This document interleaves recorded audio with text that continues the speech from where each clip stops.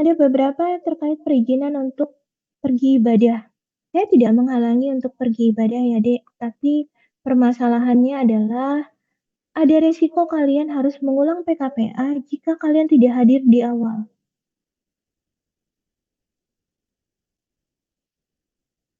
Jadi yang memang sudah punya rencana dalam 1 tahun ke depan untuk kegiatan ibadah, saya minta tolong ditunda terlebih dahulu. Jangan sampai nanti pada saat kalian berangkat PKPA lalu tiba-tiba mengajukan izin, "Saya sudah bayar umroh, Bu, jadi harus berangkat." Ya, saya bukan melarang ya, tapi permasalahannya adalah kalian ada risiko mengulang jika seandainya pihak wahana tidak bersedia menggantikan jadwal, izin kalian dan berimbas pada jadwal kalian berikutnya. Karena tidak mungkin jadwal berikutnya jalan, terus kalian belum masuk tapi sudah izin. Hal itu tidak masuk akal. Menurut saya, kita belum kenalan sama yang punya rumah, ya. Kita belum, tahu peraturan di rumah orang, terus kita sudah kasih surat tidak izin untuk tidak masuk. Itu sesuatu yang tidak, menurut saya sesuatu yang tidak sopan dan tidak pantas. Dan jadi jika kalian memang, punya rencana tahun ini, saya minta tolong selesaikanlah dulu semua kegiatan kalian, baru kalian rencanakan untuk berangkat. Supaya tidak berimbas di kalian, karena kalau seandainya kemunduran jadwal PKPA itu disebabkan karena kalian sendiri tidak bisa me-manage waktu dengan misal izin tadi, kemudian ternyata PKPA-nya tidak bisa masuk, lalu kemudian kalian harus menambah waktu PKPA dan itu masuk di semester berikutnya, maka kalian tetap harus menambah bayar UKT 1 semester. Tetapi jika itu dari kesalahan regulasi dari, prodi, maka kalian bisa ditutup dengan bahwa kewajiban kalian hanya membayar 1 tahun. Nah, itu yang harus kalian pertimbangkan bahwa ada resiko untuk membayar UKT pada saat terjadi keterlambatan, PKPA.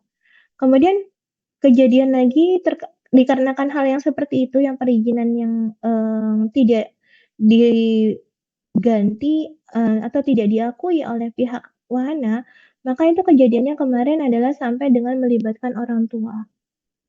Bersikap tidak baik atau tidak menyenangkan di area wahana. Mungkin itu adalah personal, tapi akhirnya yang terbawa itu adalah nama prodi dan fakultas. Lalu kemarin juga sempat dapat laporan dari pihak ada di rumah sakit, dari, wahana rumah sakit terkait dengan beberapa, mahasiswa yang PKPA di sana, itu ada yang sampai saat ditegur itu adalah bicaranya sampai seperti ini, "Kami adalah generasi Gen Z, Kak, jadi tolong mohon dipahami." Kata-kata seperti itu adalah hal yang tidak layak atau tidak pantas kalian ucapkan sebagai seorang calon profesional. Orang tidak mungkin memahami kalian 100%. Mau kalian bilang kalian Gen Z atau apa, itu nggak bisa dipahami karena kalian di dunia kerja.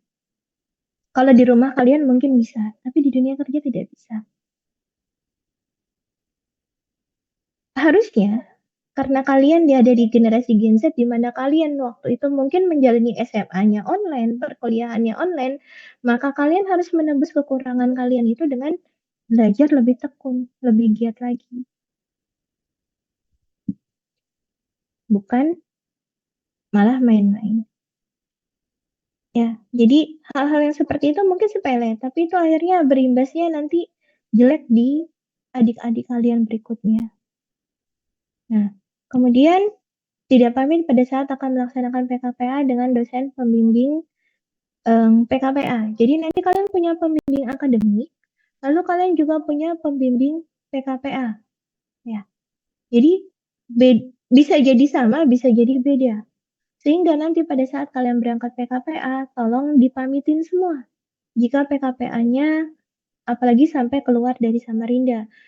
Karena itu berimbas dengan penjadwalan untuk diskusi. Jadi kalian pamit untuk bilang kalau kalian mendapatkan wahananya di luar kota, kemudian tanyakan bagaimana, proses diskusi untuk kegiatan pembimbingan terkait dengan kegiatan PKPA kalian di wahana. Pamitnya seperti itu. Dan tolong pamitnya itu bukan lewat WA. Paling tidak kalian ada ketemu 1 kali dengan pembimbing kalian sebelum pergi. Kecuali pada saat kalian dapat jadwal sampai dengan kalian berangkat, ya beliaunya pergi keluar kota. Monggo silakan kalau itu pamitannya lewat WA. Tapi jika seandainya kalian tidak beliaunya ada, tolong jangan hanya berpamitan lewat WA, tapi bertemu supaya bisa kenalan. Ya, karena tidak semua kan yang alumni. Jadi beliaunya juga tidak tahu dan tidak semua dosen itu hafal anak bimbingnya.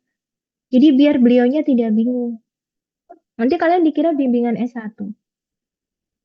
Konsepnya jadinya beda. Ya, jadi mungkin itu sambil dicoba untuk ditelaah. Ya.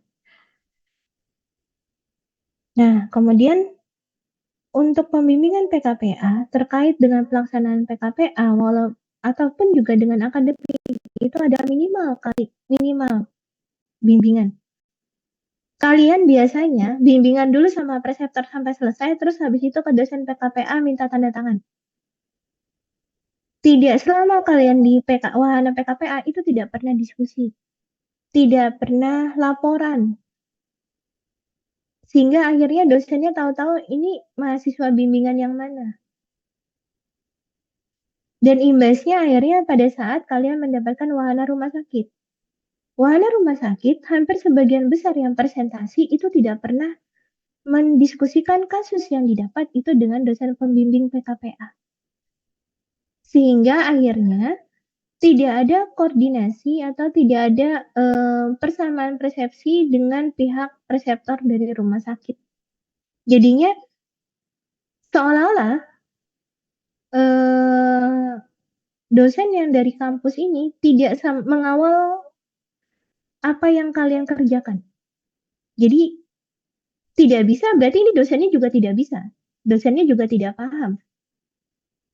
Hal itu yang sering terjadi, terutama untuk pada saat presentasi kasus di rumah sakit di stase klinis. Jadi saya minta tolong untuk teman-teman nanti yang dapat wahana di rumah sakit dan masuk pada studi kasus klinis atau untuk diminta presentasi, tolonglah. Begitu kalian dapat kasus dan proses pengambilan data, maka kasus itu dan data yang kalian dapat tiap harinya, proses swab yang kalian susun tiap harinya, coba sambil didiskusikan dengan dosen pembimbingnya. Biasanya jika dosen pembimbingnya tidak paham tentang klinis, maka biasanya dia akan koordinasi dengan tim dari KBI Farmasi Klinis yang akan membantu mengarahkan kalau seandainya apa yang kalian kerjakan itu masih kurang. Atau masih ada yang harus lagi kalian lengkapi datanya untuk bisa mendapatkan hasil analisa yang lebih baik. Jadi itu PR buat kalian. Ya. Setiap pembimbingan itu minimal adalah 8 kali. Boleh lebih, tapi tidak boleh kurang. Kemudian laporan PKPA tidak dikumpulkan tepat waktu, kendala ini memang selalu terjadi. Tapi kalau memang bisa, sudah selesai dan sudah ACC, kalau bisa langsung dikumpulkan. Jangan nanti di akhir baru dikumpulkan, numpuk semua di akhir semua.